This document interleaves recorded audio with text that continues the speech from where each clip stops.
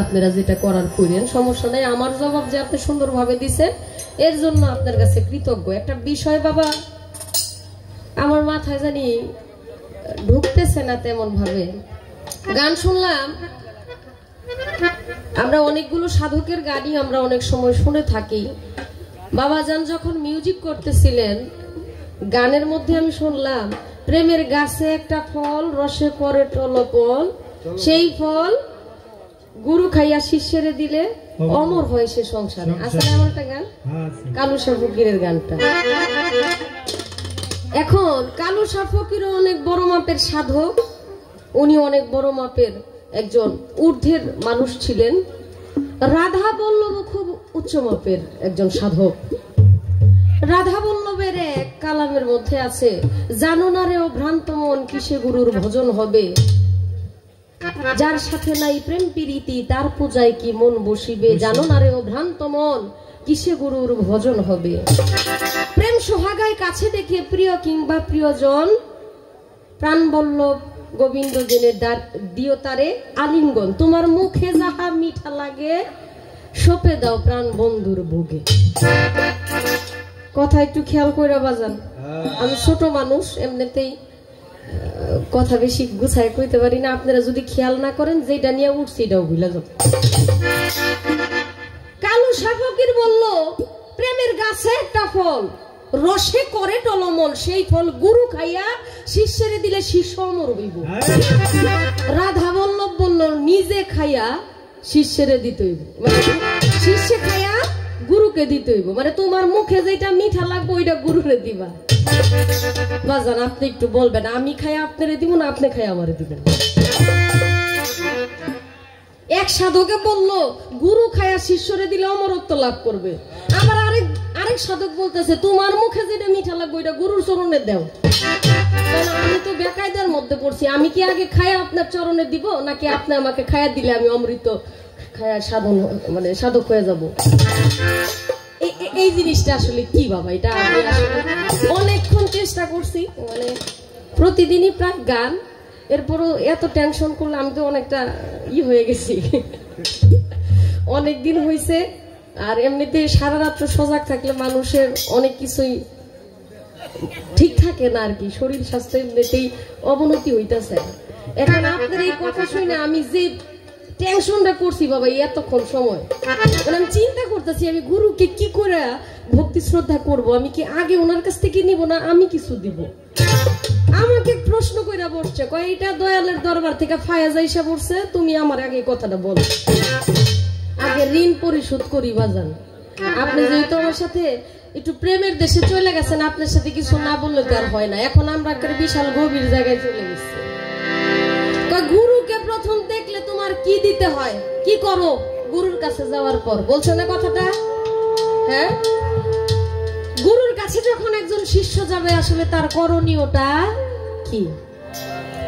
করণীয় তো বাজানো অনেক কিছুই। গুরুকে দেখার সাথে সাথে আমার ভিতরে যে মহব্বত যে প্রেম জাগ্রত হবে, আমার গুরুর চরণে আমার একটা ভক্তি দেওয়া দরকার। প্রথমেই আমার গুরুকে আমি দেখছি, ভক্তিটা দেওয়ার পর আমার কাছে যা থাকবে, মানুষ সামাজিকের মানে সামাজিকতার জন্য দেখানোর জন্য অনেক সময় হাদিয়া দেয়, টাকা পয়সা দেয়, যে গুরুর চরণে টাকা দিলাম। আসলে টাকা পয়সা গুরুর কাছে কিছুই না, টাকা আজ আছে কাল থাকবে না। টাকা দিয়ে গুরু কি করবে? গুরু কি আর টাকার কাঙাল নাকি? আমার চোখের জলই আমার গুরুর কাছে নজরানা স্বরূপ। এখন আপনি বলতে পারেন আমি আজকে গুরুর ভূমিকায়, খাদিজা শিষ্যের ভূমিকায়, কিন্তু খাদিজা তো আমার ভক্তি শ্রদ্ধা কিছু জানাইলো না। এই কথা যদি ভাইবা থাকেন তাইলে বলবো আমি দাঁড়ানোর আগে আপনার চরণের দিকে তাকাইছিলাম, হয়তো আপনি সেটা খেয়াল করেন নাই, পাশে একজন লোক বসা ছিল তখন। যদি ওইটা খেয়াল করে থাকতেন তাইলে হয়তো এই কথা বলতেন না। এরপরও বলছেন, ভালো বলছেন।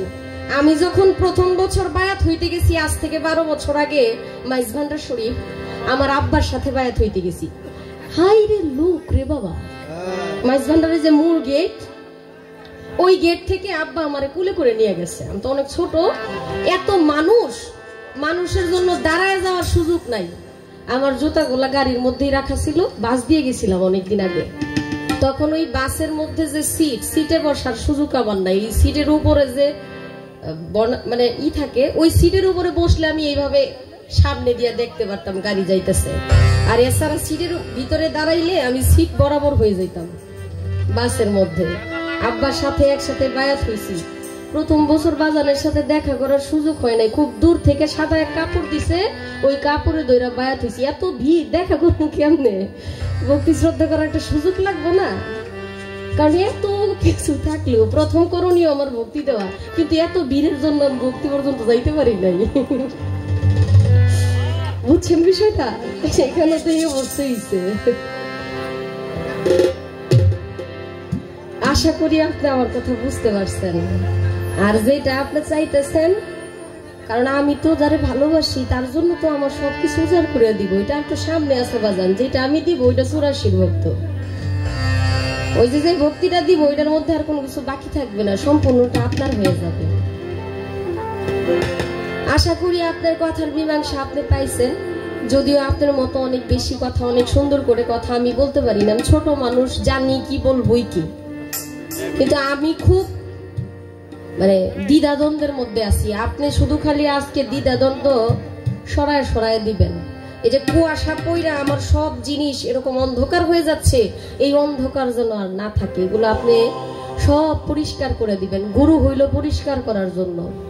উনি আমাকে পরিষ্কার না করলে, আমার এই সাদা খাতার মধ্যে উনি কিছু না লিখে দিলে আমি আসলে কিছু লিখতে পারি না।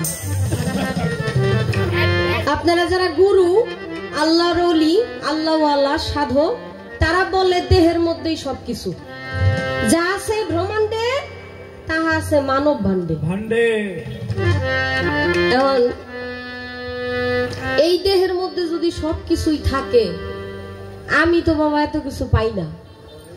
আমি তো দেখতেছি হাত পাও, চক্ষু, কর্ণ, শরীর কাটলে রক্ত বের হয়, কান্না করলে চোখের জল আসে, এই পর্যন্তই দেখি।